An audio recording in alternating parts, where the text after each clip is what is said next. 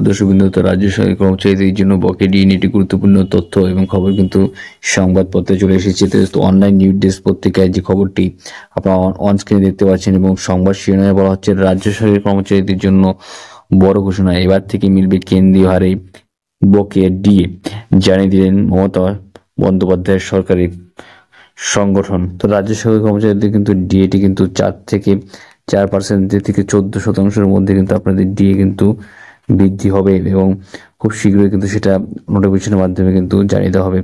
Already কিন্তু এ নিয়ে meeting হয়েছে এবং খুব শীঘ্রই কিন্তু এটি কার্যকর করে দেওয়া হবে।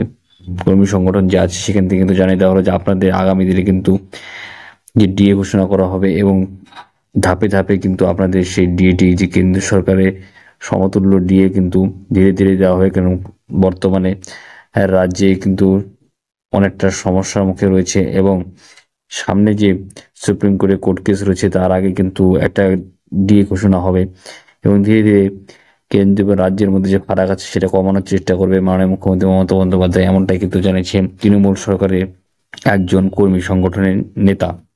তো আপনারা এই বিষয়টি মতামত আপনাদের জানাতে পারেন যে বিষয়টি কতটা আপনাদের জন্য গ্রহণযোগ্য মনে হচ্ছে, যে রাজ্য সরকারি কর্মচারীদের জন্য কিন্তু একটা ডিএ ঘোষণা অবশ্যই খুব শীঘ্রই হতে চলেছে এবং আপনাদের জন্য সুখবর কিন্তু খুব শীঘ্রই আসতে চলেছে। তো আশা করছি আজকে আপনাদের ভালো লাগছে, লাইক করবেন, আপনার বন্ধুদের শেয়ার করবেন, চ্যানেলটাকে অবশ্যই সাবস্ক্রাইব করে পাশে বেল আইকনটা অবশ্যই প্রেস করুন। জয় হিন্দ, বন্দে মাতরম। ধন্যবাদ ভিডিওটি দেখার জন্য।